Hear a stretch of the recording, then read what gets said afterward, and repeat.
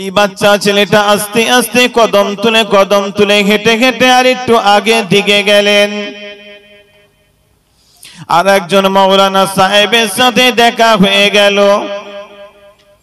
ওই মাওলানা সাহেবের কাছে যে যখন আসসালামু আলাইকুম, ও হুজুর আপনি কেমন আছেন বলুন। ওই সময় বলল, হ্যাঁ আমি আল্লাহ পাক আমাকে ভালো রেখেছে গে।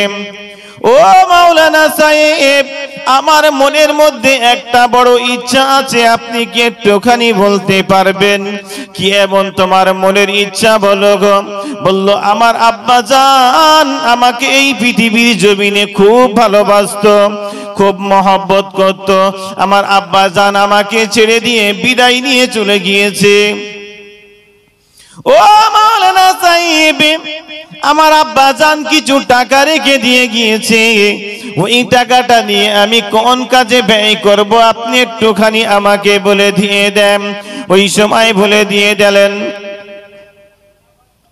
ওই সময় মাওলানা সাহেব বলল, ওই টাকাটা নিয়ে তুমি একটা কুয়া তৈরি করে দাও, আর ওই কুয়ার পানি তুলে তুলে এলাকার মানুষেরা খাবে, আর তোমার আব্বা জান ওই কবরে শুয়ে শুয়ে সওয়াব পেয়ে যাবে। ওই সময় মনে মনে ভাবলো, আহারে আমার আব্বা জান তো এ কথা বলেনি, আমার আব্বা জান মিলাদের মেহফিলের কথা বলেছিল গো। আজকে আমার আব্বা জান চলে গিয়েছে, মিলাদের মেহফিলের কথা তো এরা কেউ বললো না। আবার কিছুটা দূর পৌঁছে গেলেন একটা জঙ্গল। ফাতি বিহা মিনাল মাগরিবি, সূর্যটা যখন পশ্চিম আসমানে ডুবে যায়, সন্ধ্যা হয়ে গেল। ওই বাচ্চাটা তখন ওই জায়গায় ঘুমিয়ে পড়লেন, রাত হয়ে গিয়েছে গে। ওই সময় ঘুমিয়ে ঘুমিয়ে স্বপ্ন দেখছে আজরাইল এসে হাজির হয়ে গেছে।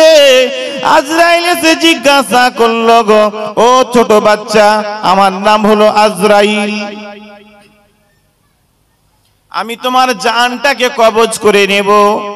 বলল, কিসের জন্য আমার জানটি কবজ করবে বলো? আমি তো এখন ছোট বাচ্চা, আমার জান কেন তুমি কবজ করে নেবে বলো গো? বলল, আমার নাম আজরাইল, আমি ছোট বাচ্চাকে কখনোই ছেড়ে দেইনি গে, আমি দুধের শিশুকেও ছেড়ে দেই নাই, আমি বৃদ্ধাকেও ছেড়ে দেই নাই, নওজোয়ান যুবককেও ছেড়ে দেই নাই। সোনার পিঞ্জরার মধ্যে যদি বন্দি করে রেখে দেয়, আমিও তাকে ছেড়ে দেই নাই। পৃথিবীর কোন মানুষ আমার কাছ থেকে নিস্তার পাবে না গা, আমি তার জাহানখানা কবজ করে নেব গো। ওই সময় জাহানটাকে কবজ করা হলো গো। সুম্মাইহুইকুম, আবার তাকে জীবিত করা হলো। ওই সময় ফেরেশতারা তখন জানিয়ে দিয়ে দিলেন, এই বাচ্চাটাকে নিয়ে এখন জান্নাতে নিয়ে যেতে হবে, কারণ এই ছোট বাচ্চাটার জীবনে কোনো গুনাহ নাই, এ হলো নিষ্পাপ, এ মাদ্রাসায় লেখাপড়া করত, এর কোনো অসুবিধা নাই, একে জান্নাতে দিয়ে দিতে হবে কেমনে। ওই বাচ্চা ছেলেটাকে যখন বলল, এ ছোট মাসুম বাচ্চা, চলো তোমাকে আমি জান্নাতের ভেতরে দিয়ে যাব গো।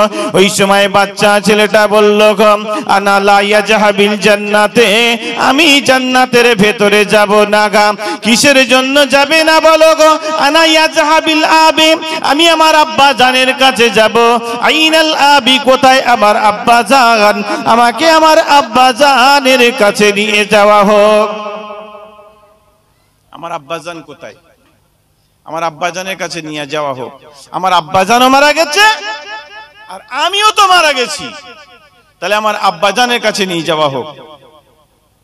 ওই সময় আল্লাহ পাকের কাছ থেকে অনুমতি নেওয়া হলো, ওকে একটা জান্নাতের মধ্যে নিয়ে যাওয়া হলো। ওই জান্নাতের দরওয়াজার কাছে যখন চেয়ে দাঁড়ালো, হুর বালারা তখন ডাকা শুরু করলো, গো এই ছোট মাসুম বাচ্চা, এসো এসো এসো, আমরা 70 জন হুর তোমার জন্য অপেক্ষা করছি, একটা দুটো নয়, 70টা হুর অপেক্ষা করছি, এসো। এই জান্নাতের মধ্যে মধুর নহর আছে, তোমাকে তুলে তুলে পান করানো হবে। এই জান্নাতের মধ্যে দুধের নহর আছে, এই দুধের নহর তোমাকে পান করানো হবে। এই জান্নাতের মধ্যে শরাবতের নহর আছে, ওখান থেকে তোমাকে পানি তুলে তুলে পান করানো হবে। এই জান্নাতের মধ্যে বিভিন্ন রকমের ফলের গাছ আছে, এখান থেকে যে কোনো ফল তুমি নিয়ে খেতে পারবে। এই জান্নাতের মধ্যে কোনো অসুবিধা নাই। এই জান্নাতের মধ্যে তুমি চলে আসো গো, সব কিছু তুমি পেয়ে যাবে। ওই সময় বলল, ওই জান্নাতের ভেতরে, ওই জান্নাতের ভেতরে কি আমার আব্বা জান আছে? বলল না, তোমার আব্বা জান এই জান্নাতের ভেতরে নাই। তাহলে বলল, আমি ওই জান্নাতের ভেতরে যাব না। দ্বিতীয় জান্নাতে নিয়ে যাওয়া হলো, আব্বা জানের সন্ধান পাওয়া গেল না। তৃতীয় জান্নাতের মধ্যে নিয়ে যাওয়া হলো, আব্বা জানের সন্ধান পাওয়া গেল না।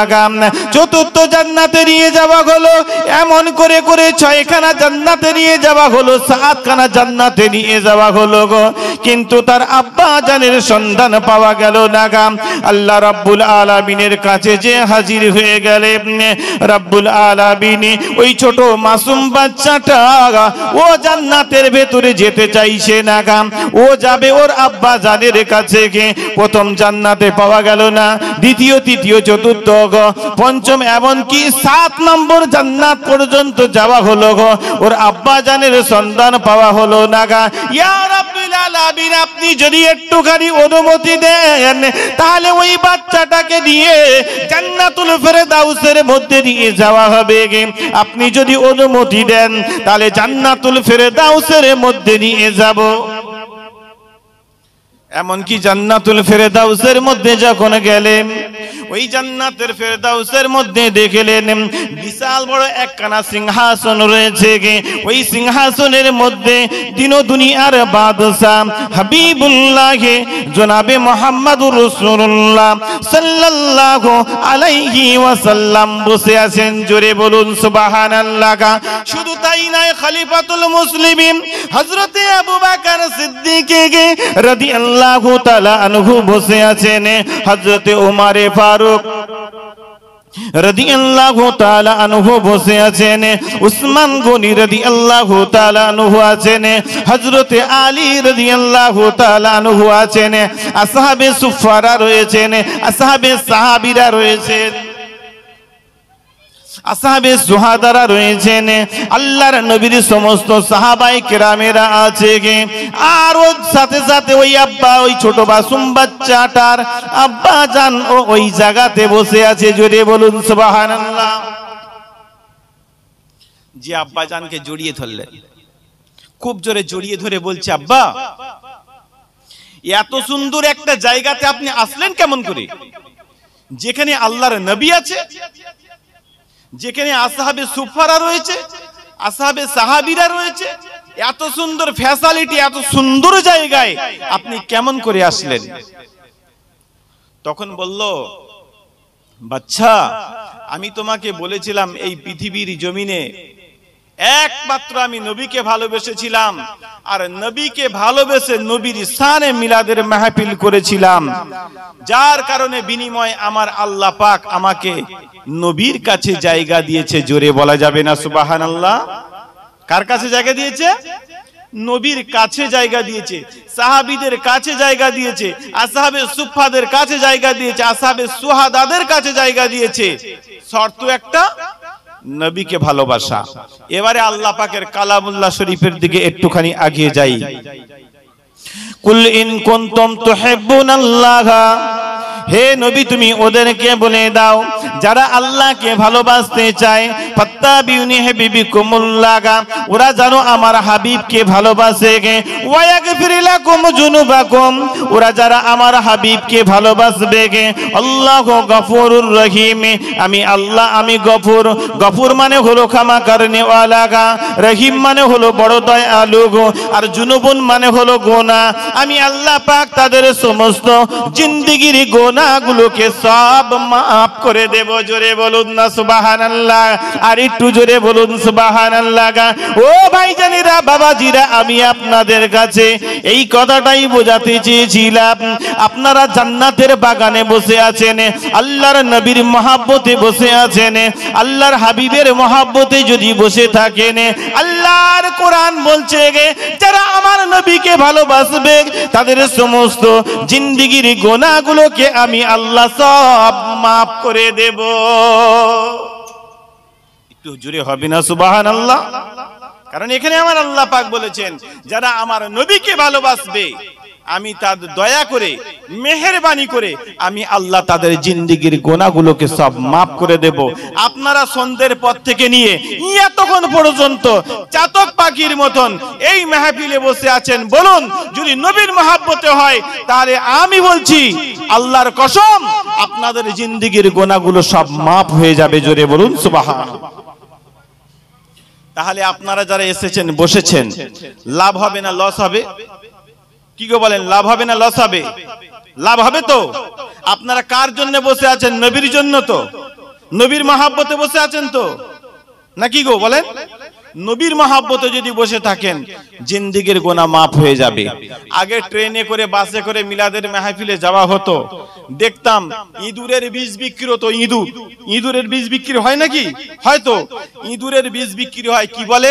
ইঁদুর মরবে, ইঁদুরের বাপ মরবে, ইঁদুরের চাচা মরবে, ইঁদুরের গোষ্ঠী মরে যাবে, আর কেউ বেঁচে থাকবে না। তাই আজকের চিন্তা করে আমি দেখলাম, বলছে ইঁদুর মরবে, ইঁদুরের বাপ মরবে, ইঁদুরের চাচা মরবে, ইঁদুরের গোষ্ঠী মরে যাবে, সব আর বেঁচে থাকবে না। আচ্ছা বলুন তো, ওই ইঁদুর যদি বিষ না খায় ও কি মরবে? মরবে? বিষ যদি না খায় ও মরবে কি? ও মরবে না, কারণ ও তো বিষই খায় না। আগে ইঁদুর মারা বিষ আনা হতো, ইঁদুর মারা বিষ এনে আর ওই ধানের সাথে একটু সরষের তেল দিয়ে মেখিয়ে দিত, মেখিয়ে দেওয়ার পরে দেওয়া হতো একটু খাও, খেয়ে দেখো কত সুন্দর টেস্ট, একটু খেয়ে দেখো। খাওয়ার পরে ও পটল ডাঙায় চলে যেত। এখন আপনি দিয়ে দেখবেন ও ইঁদুর শুকে চলে যাবে, ও খাবে না। চালাক হয়ে গেছে ইঁদুর, চালাক হয়নি? ইঁদুর চালাক হয়ে গেছে, ও খাবে না।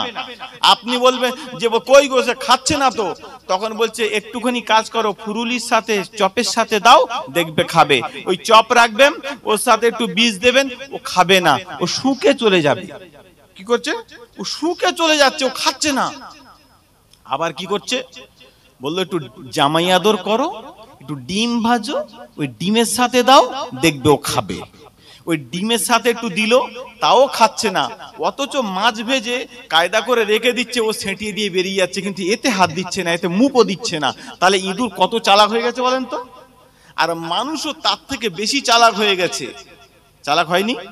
আগে হুজুর কেবলার আসতো, ওয়াজ নসিহত হতো, এত সুন্দর প্যান্ডেল ছিল, এত সুন্দর বসার জায়গা ছিল, এত ফুল ছিল নাকি? এত সুন্দর মাইক ছিল নাকি? হ্যাঁ, নিচে কি দেয়া হতো? বিচালি ঘাস। বিচালি ঘাস।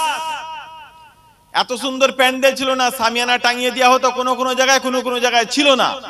আর ওই সময় উপর থেকে নেহর পড়তো, কষা পড়তো, ওইভাবে ভিজে যেত, ওইভাবে মানুষ ওয়াজ নসিহত শুনতো।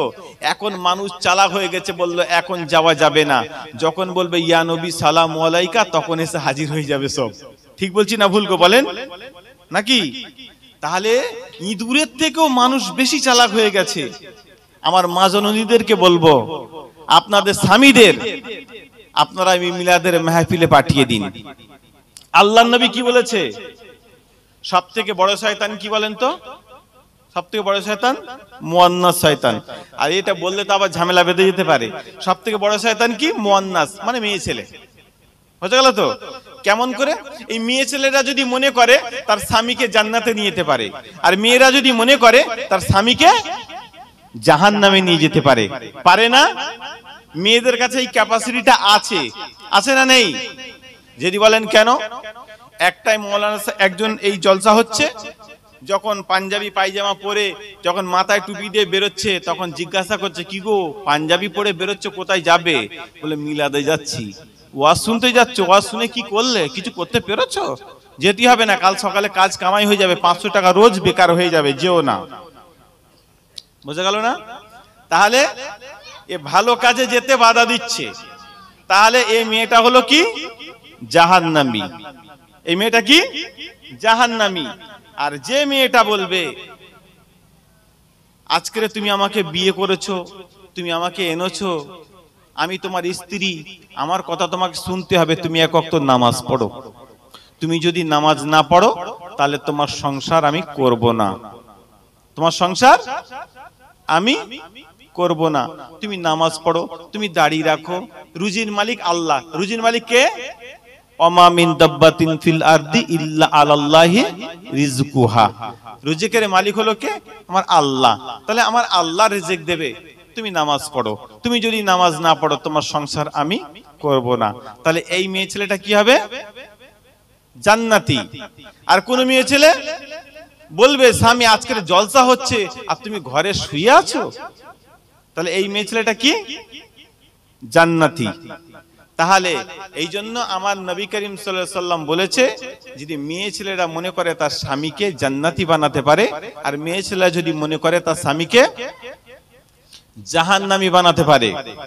আর এখনকার মেয়ে ছেলেরা বলবে তুমি তোমার সংসারে এসে আমি জীবনে কোনোদিন সুখ পাইনি, তুমি একটা বড় ফোন কবে থেকে আমি কিনে দিতে বলেছি, তুমি আমাকে কিনে এনে দাও নাই।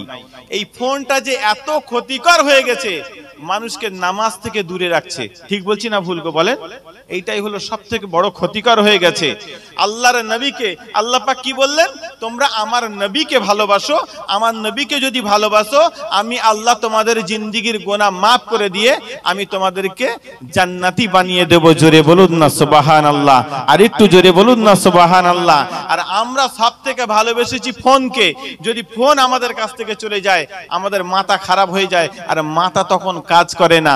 তবে নবীকে যদি বেশি ভালোবাসতে পারি, সবথেকে আল্লাহর নবী বললেন লা ইউমিনু আহাদুকুম হাত্তা আকুনা আহাব্বা ইলাইহি মিন ওয়ালিদিহি ওয়ালাদিহি আন-নাসি আজমাইন, তোমরা সবথেকে বেশি আমি রাসূল আমাকে যদি ভালোবাসতে পারো তুমি হবে খাঁটি ঈমানদার। জোরে বলুন না সুবহানাল্লাহ, আর একটু জোরে বলুন না সুবহানাল্লাহ।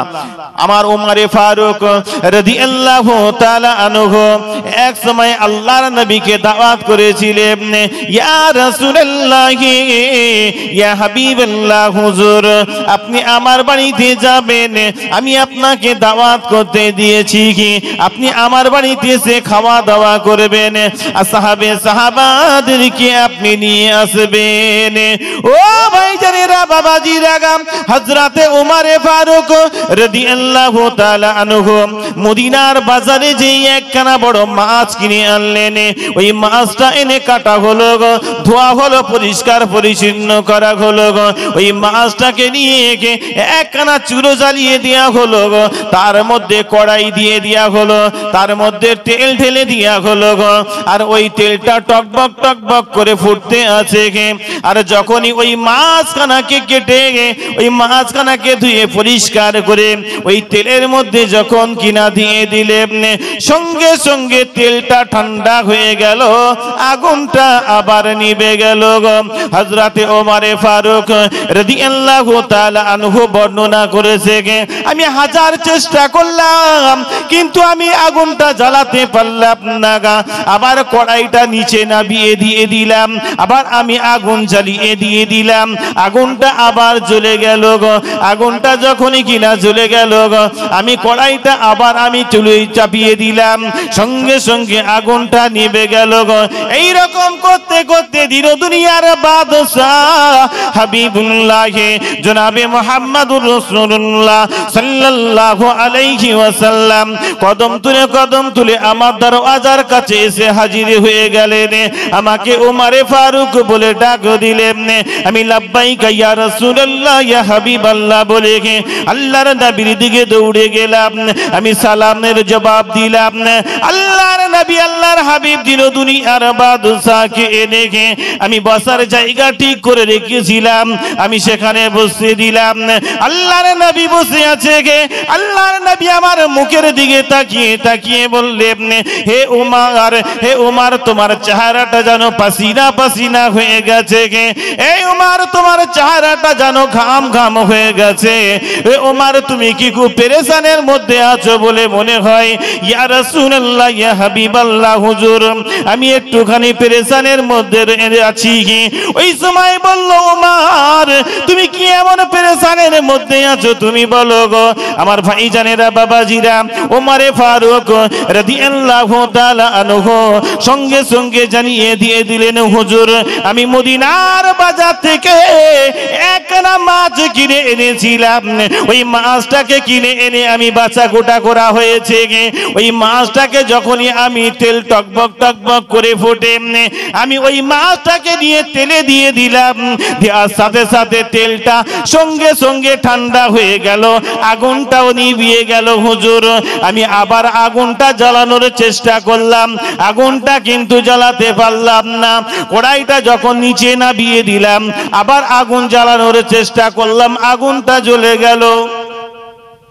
ইয়া রাসূলুল্লাহ ইয়া হাবিবাল্লাহ হুজুর আমি আবার যখন কড়াইটাকে ওর উপরে দিয়ে দিলাম আগুনটা নিভে গেল। আমি সারা দিন খুব পেরেশানের মধ্যে আছি হুজুর। ওই সময় বলল ওমর ওই মাছটাকে তুমি ভাজতে পারবে না, ভাজতে পারবে না। ওই মাছটা আমার একজন সাহাবী জাহাজে করে আসছিল আর ওই জাহাজে করে থেকে যখন জাহাজে করে করে আসে আমি রাসূলুল্লাহ আমার প্রতি দরুদ শরীফ পড়তে পড়তে আসছিল আর ওই দরুদের আওয়াজটা এত মধুর সুরের আওয়াজ ভেসে ভেসে ওই মাছের কানে পৌঁছেছিল। ওই আওয়াজটা শুনতে শুনতে শুনতে শুনতে আবার কি নাম ওই জেদ্দার ঘাটের কাছে এসে পৌঁছে গিয়েছে। জেলেরা ওই মাছটাকে ধরে এনে মদিনার বাজারে বিক্রি করেছে আর ওই মাছটাকে তুমি কিনে এনেছো, ওই মাছটাকে তুমি আগুনে জ্বালাতে পারবে না, ভাজতে পারবে না। সঙ্গে সঙ্গে ওমরে ফারুক রাদিয়াল্লাহু তাআলা আনহু জানিয়ে দিয়ে দিলেন ইয়া রাসূলুল্লাহ ইয়া হাবিবাল্লাহ ওই দরুদ শরীফ তো ওই মাছটা পড়েনি, ও শুধু দরুদ শরীফ শুনেছিল তার জন্য ওর জন্য আগুনটা যদি হারাম হয়ে যায়, আগুনে যদি ওকে ভাজা না যায় ইয়া রাসূলুল্লাহ ইয়া হাবিবাল্লাহ আমি আপনার গুনাহগার, আপনার খলিফা, আমি ওমর তো আপনার শানে দরুদ শরীফ পড়ি, আমি আপনার শানে সালাম পড়ি ইয়া রাসূলুল্লাহ ইয়া হাবিবাল্লাহ আমি আমার নিজের জীবনের থেকে আমি আপনাকে বেশি বেশি ভালোবাসি হুজুর, তাহলে আমার জন্য আপনি একটুখানি কিছু বলুন। সঙ্গে সঙ্গে বলে দিলেন হে ওমর তুমি শুনে রেখে দাও যারা আমাকে ভালোবাসবে আমার শানে যারা দরুদ শরীফ পড়বে আমাকে যারা মহব্বত করবে নিজের জীবনের থেকে বেশি আমাকে ভালোবাসবে তাদের জন্য জাহান্নামের আগুনটা আমার আল্লাহ হারাম করে দেবে। জোরে বলুন, একটু জোরে হবে না? আর একটু জোরে হবে না? নারে তাকবীর। তাহলে রাসূলকে ভালোবাসলে লাভ হবে না লস হবে? কি বলেন, লাভ হবে না হবে না? আমার ভাইজানেরা বাবাজিরা আর একটুখানি ভালো করে বুঝবেন আল্লাহর নবী দিন দুনিয়ার বাদশা হাবিবুল্লাহ জনাবে মুহাম্মদুর রাসূলুল্লাহ সাল্লাল্লাহু আলাইহি ওয়াসাল্লাম এমন সময় মসজিদুন নববীতে যখন তিনি নিজেই নামাজ পড়াতেন সাহাবায়ে কেরামেরা সবাই আসে, তারা সবাই নামাজ পড়তে আসে। সবাই যখন কিনা নামাজ পড়ে এমন সময় হযরতে তালহা রাদিয়াল্লাহু তাআলা আনহু যখন তিনিও নামাজ পড়তে আসেন, তিনিও যখন নামাজ পড়েন আল্লাহর নবী যখন সালাম ফেরার সাথে সাথে ফজরের নামাজের সময় কেষ্টা ঘটে, ফজরের নামাজের সময় নামাজে যখন সালাম ফেরে এমন সময় হযরতে তালহা ওই মসজিদ থেকে বার হয়ে চলে যায়। তিনি কিন্তু দোয়া করেননি, এইভাবেই তিনি যখন বার হয়ে কদম তুলে চলে যায়। দিনের পর দিন যখন এই রকম করে একদিন তালহাকে বলল তালহা তোমার সাথে আমার কথা আছে। ইয়া রাসূলুল্লাহ ইয়া হাবিবাল্লাহ হুজুর আপনি বিয়াদবি maaf করবেন হুজুর, আপনি কি বলছেন একটুখানি আমাকে বলবেন। সঙ্গে সঙ্গে তালহা জানিয়ে দিয়ে দেওয়ার পরে আল্লাহর নবী দিন দুনিয়ার বাদশা বলল তালহা তুমি ফজরের নামাজ যখন পড়ো ওই ফজরের নামাজ যখন আদায় করো, আদায় করার পরে গে যখনই আমি সালাম ফিরি তুমি দোয়া না করে গে মসজিদ থেকে তুমি বার হয়ে চলে যাও, মসজিদ থেকে তুমি কদম তুলে বার হয়ে চলে যাও। কিসের জন্য তুমি চলে যাও গো? আমার দোয়াটা কি তোমার পছন্দ হয়নি কি? আমি যে আল্লাহর কাছে দোয়া করি কি এই দোয়াটা কি তোমার পছন্দ হয়নি? ইয়া রাসূলুল্লাহ, ইয়া হাবিবাল্লাহ, আমি আপনাকে আমার জীবনের থেকে ভালোবাসি হুজুর, আমি আপনাকে যথেষ্ট মহব্বত করি হুজুর, তবে আমি বড় মুসিবতের জন্য আমি এখান থেকে বার হয়ে চলে যাই হুজুর। জোহরের নামাজের পরে আমি আপনাকে বিস্তারিত কথা বলবো গো। জোহরের নামাজের পরে এসে বললেন হুজুর আপনি বিয়াদবি মাফ করবেন, আপনি বিয়াদবি মাফ করবেন।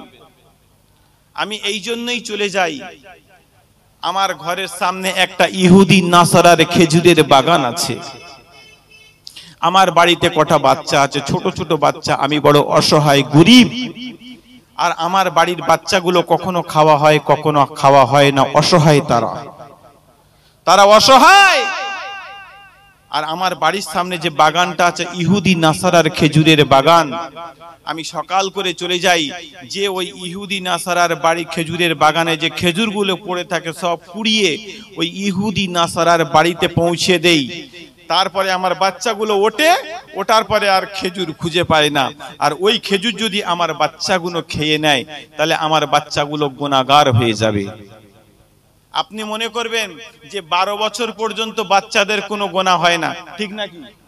বাচ্চা 12 বছর পর্যন্ত বাচ্চাদের গুনাহ হয় না, ভুল কথা। হয়, বাচ্চারা যদি 12 বছরের নিচে যদি কেউ গুনাহ করে ওই গুনাহটা তার বাপ আর মায়ের আমলনামায় লিখে দেওয়া হয়। আর যদি কোনো ছোট বাচ্চা নেকির কাজ করে ওইটা তার বাপ আর মাকে দেওয়া হয়।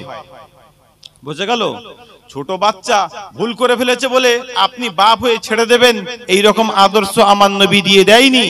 বলেছে ছোট বাচ্চা ওর কিছু হয় না, 12 বছর পর্যন্ত বাপ মায়ের আয়ত্তে থাকে, বাপ মায়ের আয়ত্তে থাকে। তাহলে আমার বাচ্চাগুলো যদি ওই অপরের খেজুর খেয়ে ফেলে তাহলে আমার বাচ্চাগুলো গুনাহগার হয়ে যাবে, আমার বাচ্চাগুলো জাহান্নামে জ্বলবে, তার সাথে সাথে আমি তালহা আমিও জাহান্নামে জ্বলবো। এই জন্যই হুজুর আমি ফজরের সময় দোয়া করে নিয়ে আমি চলে যাই। তখন বলছে ঠিক আছে। হযরতে আবু বকরকে ডাকা হলো, ও আবু বকর, ও আবু বকর, তুমি একটুখানি কি তুমি তোমার ভাইয়ের জন্য কি উপকার করবে না গা? ওই সময় বলল কিসের জন্য করব না, কি করতে হবে বলো গো? ওই তালহা ফজরের নামাজের পরে দোয়া করতে পারে না, এই সমস্যার জন্য তুমি কি এর ব্যবস্থা খানা করবে? ইয়া রাসূলুল্লাহ, ইয়া হাবিবাল্লাহ, হুজুর আপনি আমার জন্য একটুখানি দোয়া করুন, আপনি যদি দোয়া করেন নিশ্চয়ই আমি এর ব্যবস্থা খানা করব গো। ওই সময় বলল যাও তুমি একটু ব্যবস্থা খানা করো গো। হযরতে আবু বকর কদম তুলে ওই ইহুদি নাসারার বাড়িতে যে হাজির হয়ে গেল, দরওয়াজার কাছে আওয়াজ দিল গো, সঙ্গে সঙ্গে আওয়াজ দিয়ে ভেতর থেকে ইহুদিটা বার হয়ে আসলো গো। ওই সময় বলছে আবু বকর আপনি কি উদ্দেশ্য করে আমার দরওয়াজার কাছে এসে হাজির হলেন?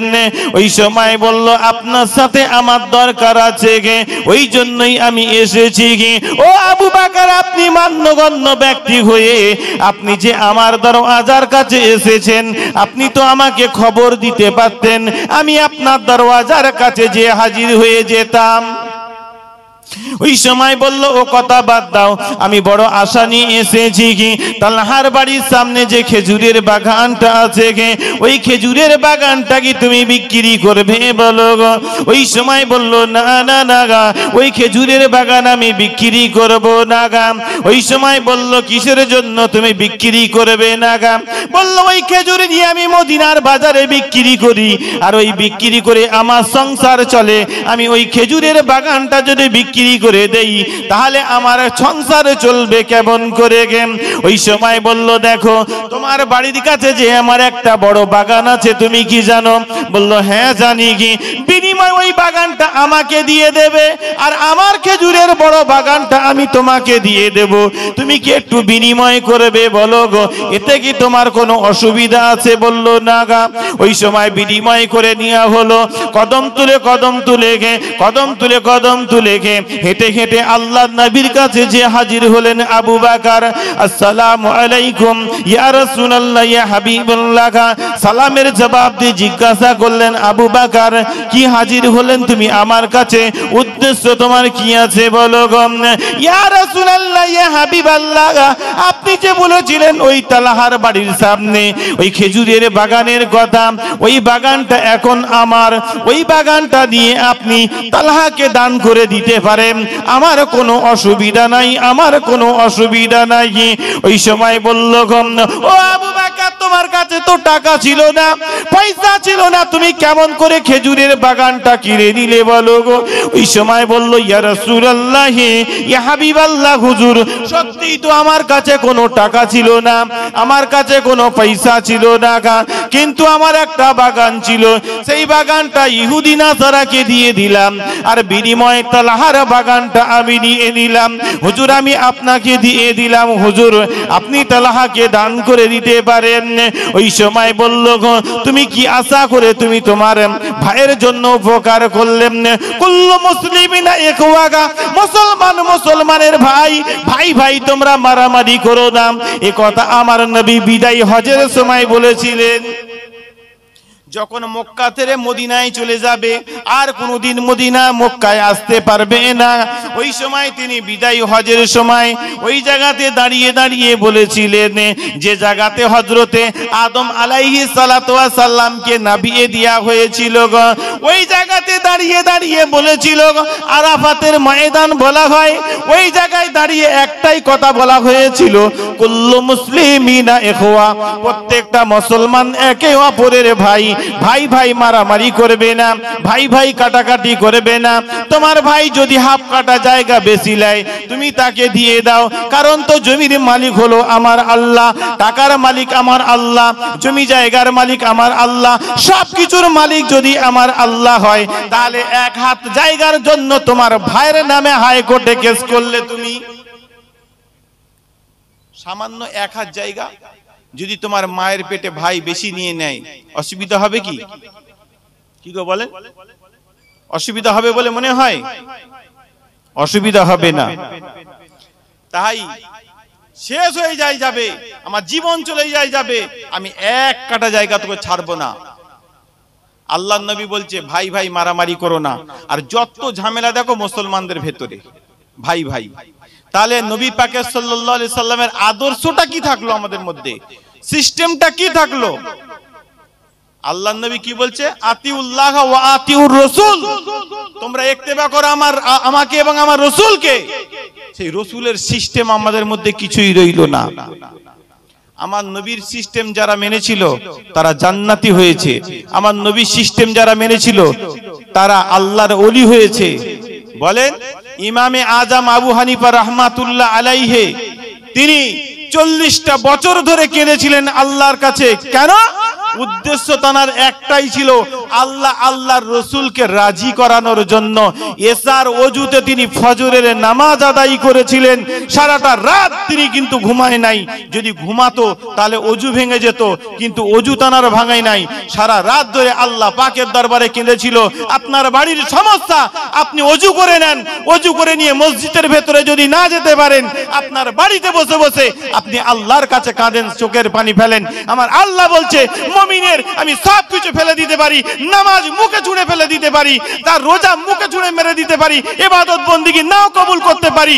যদি আমার বান্দা চোখের পানি ফেলে, আমি আল্লাহ আমার কাছে কাঁদে, আমি বান্দার চোখের পানি ফেলে দিতে পারিনি। জোরে বলুন না সুবহানাল্লাহ। বুঝে গেল না? আপনি কেঁদেছেন আল্লাহর কাছে যে আল্লাহ আমি এই বিপদে পড়েছি, তুমি বাঁচাও। হ্যাঁ কেঁদেছি, লোকের চোখের সামনে, লোকের কাছে কেঁদেছি চোখের পানি ফেলে, ওতে কোনো লাভ নাই। সেজদায় পড়ে আল্লাহর কাছে কাঁদো। জোরে বলুন না সুবহানাল্লাহ। আমার নবী আমাদের জন্য কেঁদেছে, সেজদায় পড়ে আল্লাহর কাছে কেঁদেছে। সেজদা থেকে তিনি মাথা তোলেননি, একমাত্র সেজদায় পড়ে আছে। আবু বকর যে বলছে, ইয়া রাসূলুল্লাহ, ইয়া হাবিবাল্লাহ, আমার জিন্দেগির যত নেকি আছে সবকিছু আপনার উম্মতকে দিয়ে দেব, হুজুর আপনি সেজদা থেকে মাথা তুলুন। কিন্তু আল্লাহর নবী মাথা তুলেননি। হযরত ওমর ফারুক বললেন, আমার জিন্দেগির সমস্ত নেকি আপনার উম্মতকে দিয়ে দেব, হুজুর আপনি সেজদা থেকে মাথা তুলুন। তুললেন না। উসমান বললেন, আমার জিন্দেগির যত টাকা পয়সা আছে, অর্থ শর্ত আছে, সব আপনার উম্মতের জন্য বিলীন করে দেব, হুজুর আপনি মাথা তুলুন। তুললো না। আলী রাদিয়াল্লাহু তাআলা আনহু বলল, মাথা তুললো না। হাসান হুসাইন আসলো, তাও মাথা তুললো না। হযরতে মা ফাতেমা বলল, হুজুর আপনি মাথা তুলুন, কিন্তু মাথা তুললো না। এক সময় হযরতে মা ফাতেমা বলেছিল, ইয়া রাসূলুল্লাহ, ইয়া হাবিবাল্লাহ, সব থেকে আপনার প্রিয় যিনি, তিনি হলো হযরতে হাসান আর হযরতে হুসাইনকে আল্লাহর রাস্তায় আপনার উম্মতের জন্য আমি কুরবানি দিয়ে দেব, হুজুর আপনি মাথা তুলুন। জোরে বলুন না সুবহানাল্লাহ। আল্লাহর নবী তখন কাঁদতে কাঁদতে মাথা উঁচু করে তুলেছিলেন, আমি আমার জীবনের থেকে আমি আমার উম্মতের জীবনকে বেশি বেশি ভালোবাসি। জোরে বলুন সুবহানাল্লাহ। তাহলে সেই নবীকে আমরা কতটা ভালোবাসিছি, সেই রাসূলকে আমরা কত ভালোবাসি। আল্লাহর নবী, দিন ও দুনিয়ার বাদশা, হাবিবুল্লাহ জনাবে মুহাম্মদ রাসূলুল্লাহ সাল্লাল্লাহু আলাইহি সাল্লাম দন্তন মোবারক যখন শহীদ হয়ে গিয়েছিলেন, সাহাবায়ে কেরামেরা চারিদিকে ঘিরে দাঁড়িয়েছিলেন। তখন বলছে, তোমরা আমাকে ঘিরে দাঁড়িয়ে আছো কেন? বলে, এই জন্যই দাঁড়িয়ে আছি, যদি আবার তীর আপনার উপরে বর্ষণ করে। বললো, না, তোমরা সরে যাও, আমার উম্মতকে একটু দেখতে দাও। তখন বললো, আমার জীবনের থেকে আমি আমার উম্মতের জীবনকে আমি বেশি ভালোবাসি। জোরে বলুন না সুবহানাল্লাহ। আর আমরা সেই নবীর উম্মত হয়ে আমরা টাকা বেশি ভালোবাসি, পয়সা বেশি ভালোবাসি, দৌলত ভালোবাসি, ফোন ভালোবাসি, সিরিয়াল ভালোবাসি, কিন্তু পার্টির লিডারদেরকে ভালোবাসি। বুঝা গেল না? খেলার প্লেয়ারদেরকে ভালোবাসি, সিনেমার নায়ক নায়িকাদেরকে ভালোবাসি, কিন্তু সেই যে রসুলের জন্য এই দুনিয়া সৃষ্টি হয়েছে, সেই রসুলকে আমরা ভালোবাসতে পারলাম না। আমি জাত পাকের কসম করে বলি, আল্লাহ পাক কি বলছে, আমি জাত পাকের কসম করে বলি, আমার নবীর নূরকে যদি সৃষ্টি না করতাম, আমি সারা পৃথিবীর কায়নাত আমি কিছুই সৃষ্টি করতাম না, সবকিছু আমার নবীর জন্য। জোরে বলুন না সুবহানাল্লাহ। আমি নবীজির পাগল,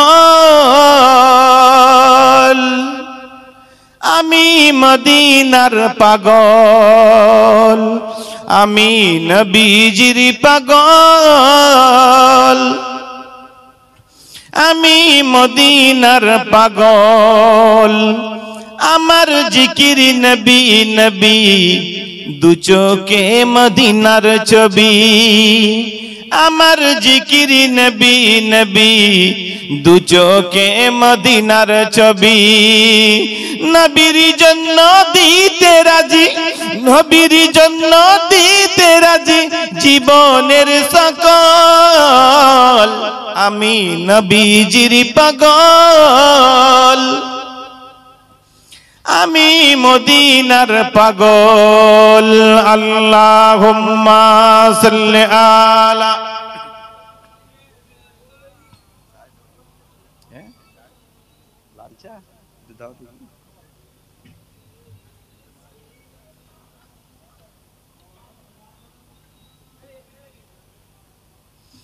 তাহলে নবীকে ভালোবাসতে পারবো?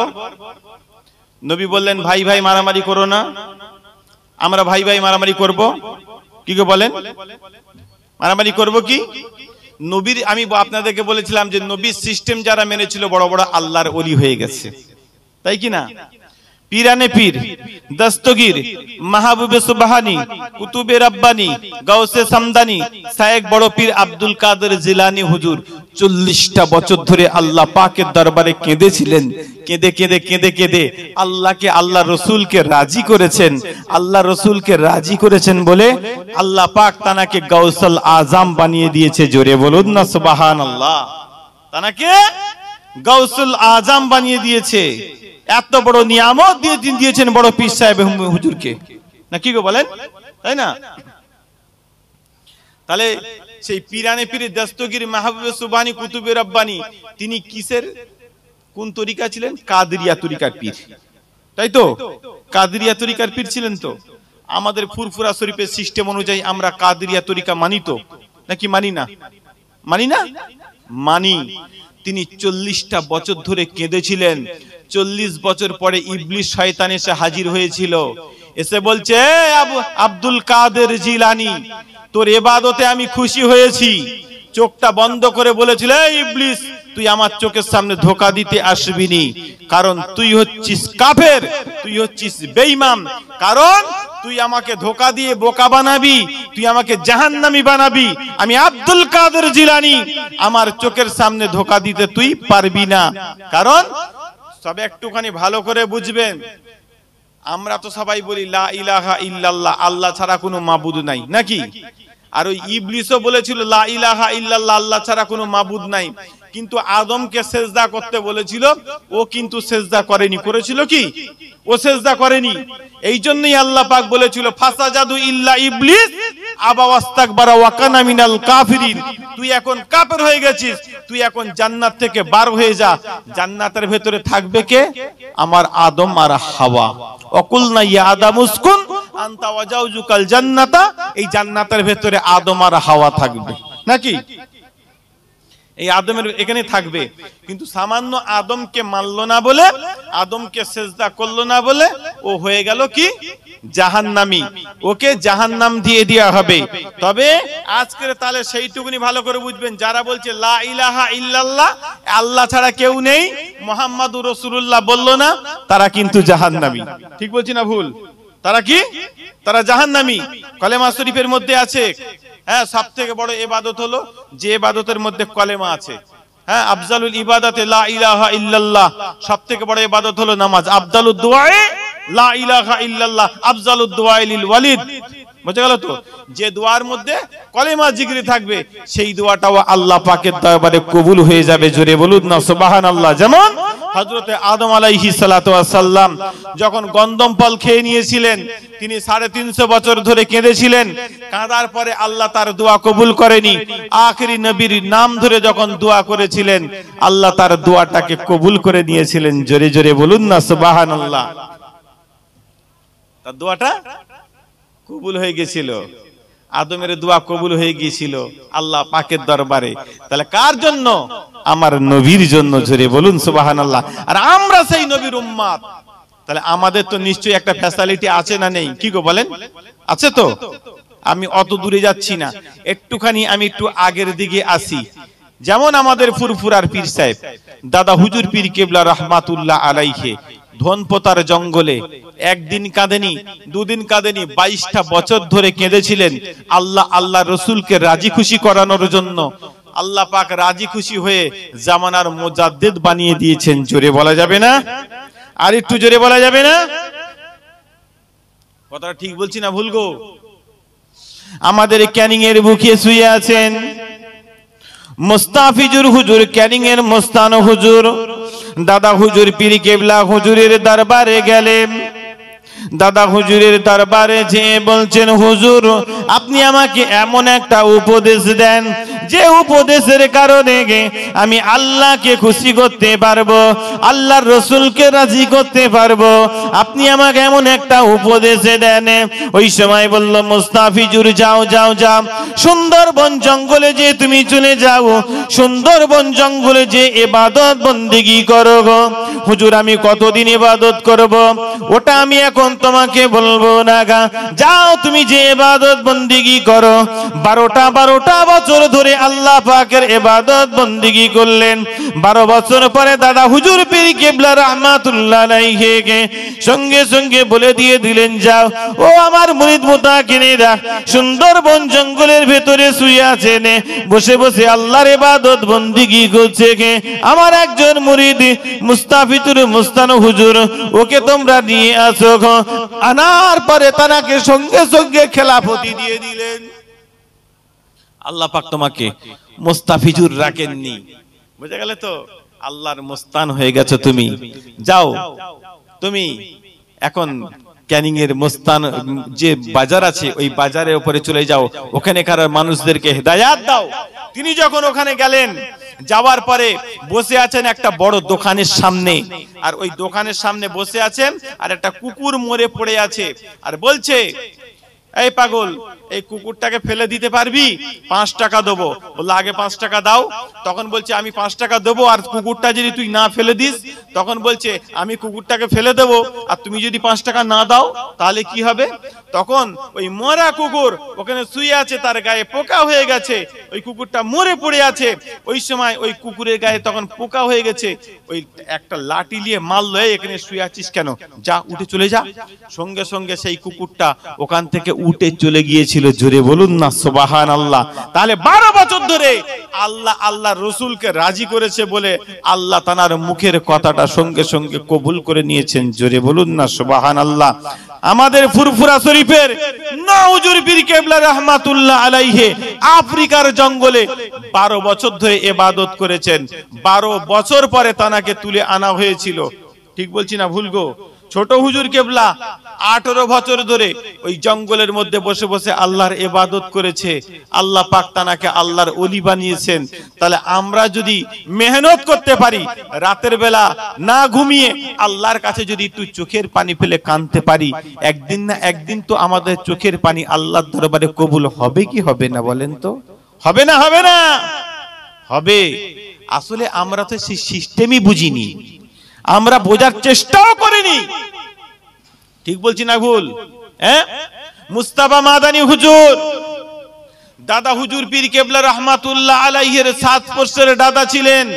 তিনি এই বাংলার জমিন থেকে কদম তুলে আর ওনার চাচতো ভাই আব্দুল হুজুর পীর ধরার জন্য এই বাংলা থেকে দিল্লির জমিনে চলে গেলেন। নিজামউদ্দিন আউলিয়া হুজুরের কাছে গেলেন, ওখানে যে বায়াত হতে চেয়েছিলেন, ওখান থেকে তিনি মুস্তাফা মাদানী হুজুরকে বায়াত করলেন, কিন্তু আব্দুল হুজুরকে বায়াত করলেন না। আব্দুল হুজুরকে ওখান থেকে মাসুম রাব্বানী হুজুরে ওখানে পৌঁছে দিলেন, যিনি আছেন তোমার পাঞ্জাবের বুকে, জানার মাজার রয়েছেন। তিনি ওখানে যখন পাঠিয়ে দিলেন, ওখানে যে বলল কোথা থেকে এসেছে বাবা? বাংলা থেকে।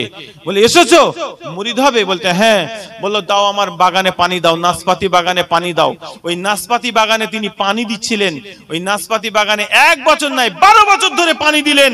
12 বছর পরে ওনার মেয়ে একদিন দেখলেন, আব্বা বাগানে কাকে রেখে দিয়েছো?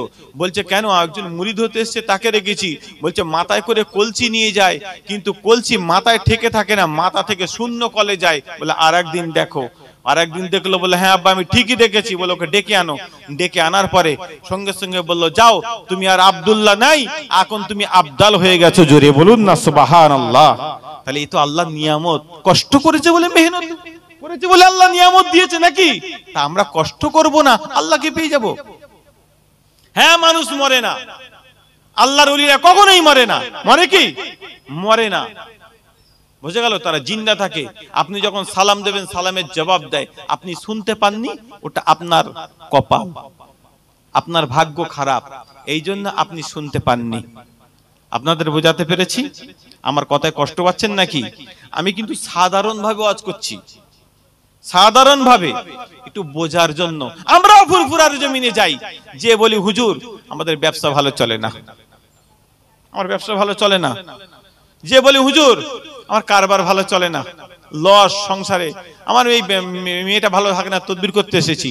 কিন্তু একবারও ফুরফুরার জমিনে বয়োজ্যেষ্ঠ হুজুরের কাছে যে বলিনি আল্লাহ রসুলকে কি করে পাবো? হ্যাঁ, আল্লাহ রসুলকে কি করে পাবো, আল্লাহকে কি করে পাবো? আপনি সিস্টেমটা বলে দিন একটুখানি। কি বলেন? ঠিক বলছি না ভুল বলছি? পাবনা জেলা থেকে একজন এসেছিল, পাবনা জেলা থেকে কদম তুলে আবুল ফরা হুজুরের দরবারে এসেছিল। তখন আমি ফুরফুরায় পড়াশোনা করি। সেই সময় যখন পাবনাতে যখন এসেছিলেন, এসে বলছে হুজুর তো বলছে আমি তো এখন জলসায় চলে যাচ্ছি, কথা বলার সময় নেই, তবে তুমি এখানে থাকো। তখন বলছে হুজুর আমি এসেছি একটা মনে আশা নিয়ে। বলছে পরে বলবো, সকালে কথা বলবো, তুমি এই ঘরটায় থাকো, আর আমি বলে দিচ্ছি তোমাকে খাবারের ব্যবস্থা করে দেবে, আর তুমি এখানে থাকো। এই ঘরটায় থাকো। বললো ঠিক আছে হুজুর। সকালবেলা এসে বলছে হুজুর আমি যে আশা করে এসেছিলাম সে আশা আমার আল্লাহ পূরণ করে দিয়েছে। জোরে বলুন না সুবহানাল্লাহ, আর একটু জোরে বলুন না সুবহানাল্লাহ। বলছে তুমি কি আশা করে এসেছিলে? বললো আমি হুজুর রিক্সা চালিয়ে খাই, আমি রিক্সা চালিয়ে চালিয়ে পয়সা জোগাড় করেছি, জোগাড় করে পাসপোর্ট করেছি, আমি যাব ফুরফুরা হুজুরের দরবারে।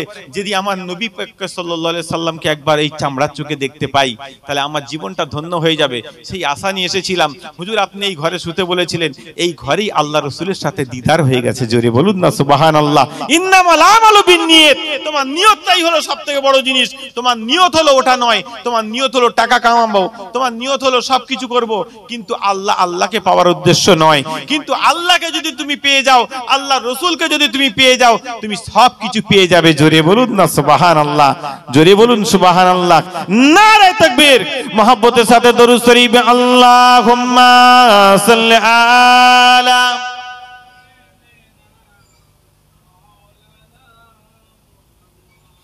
ওয়া আলা আলি সাইয়্যিদিনা। কাঁদে উম্মত কাঁদে মুমিন, আরে কাঁদে মুমিনা, কাঁদে উম্মত কাঁদে মুমিন, আরে কাঁদে মুমিনা। খালি ভুবন, খালি ভুবন রইল পড়ে, আর নবী এলো না। কাঁদে কুলসুম কাঁদে জৈনব, আর কাঁদে সকিনা। আসবে না এ নবী আর এ ভুবনে,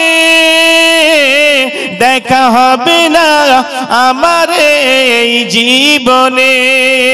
দেখা দিও ও গো নবী বিচারের দিনে। কাঁদে জৈনব কাঁদে কুলসুম, আর কাঁদে সকিনা। আল্লাহুম্মা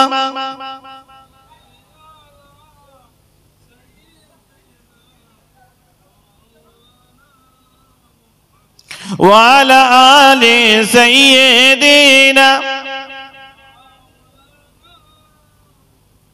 আমার আলোচনা আপনাদের অসুবিধা হচ্ছে?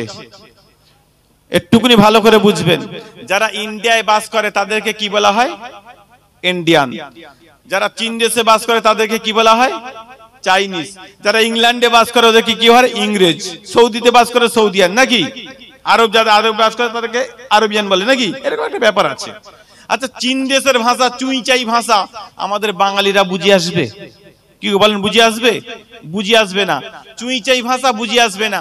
একজন চাইনিজ ইন্ডিয়া এসেছে বেড়াতে, এই বেড়াতে এসে দেখছে একটা ময়রা এক হাঁড়ি রসগোল্লা নিয়ে রাস্তার ধারে বসে আছে, বিয়ে বাড়ির অর্ডার আছে, সেখানে নিয়ে যাবে।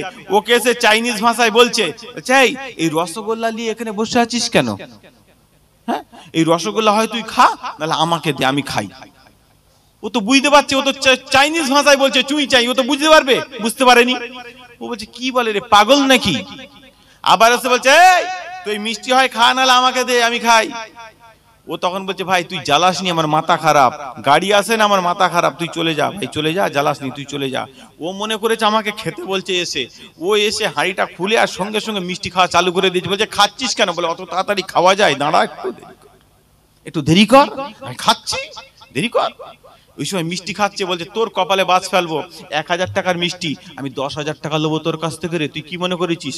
প্রধানকে ডেকে আনছি, দাঁড়া। প্রধানকে ডেকে এনেছে, বলছে প্রধান এসে জিজ্ঞেস করছে এই মিষ্টি খাচ্ছিস কেন? বলে তুই খাবি তো দুটো লে। কেন? ওর ভাষা তো বুঝে পারে না, ও তো পাগল। চাইনিজ ভাষায় কথা বলছে, বুঝতে পারেনি।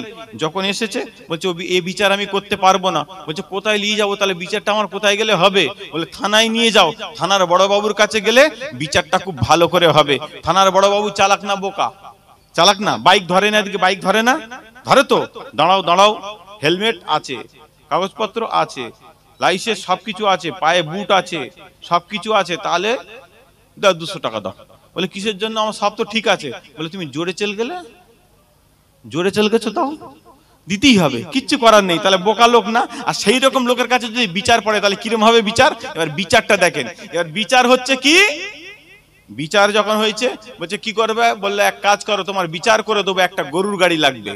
বলো হালো, ঠিক আছে গরু গাড়ি আনছি। বলো গরু গাড়িতে বিচার হয়? বলছে হ্যাঁ, এটা নতুন বিচার, গরুর গাড়ি দিয়ে হবে। একটা নতুন গরু গাড়ি আনা হলো, গরুর গাড়ি আনা হলো। বলো সামনে 10 জন ব্যান্ড পার্টি লাগবে, ঢোল বাজায় যারা, ঢোল সামনে 10 জন আর পেছনে 10 জন। আর ওই গরু গাড়িতে ওকে মাথা ন্যাড়া করে বসিয়ে দাও, আর ওর গলায় জুতোর মালা দিয়ে দাও, দিয়ে বসিয়ে দাও। আর একটা মাইক থাকবে, মাইকে স্লোগান দেওয়া হবে, এই অপরাধের অপরাধী, এই অপরাধ করেছে, যার কারণে এর সাজা সারা ইন্ডিয়ায় ঘোরানো হবে, ঘুরিয়ে ঘুরিয়ে চাইনিজ বর্ডারে ছেড়ে দেওয়া হবে, আর জীবনে কোনোদিন ইন্ডিয়ায় আসবে না। এইটাই হলো ওর সাজা।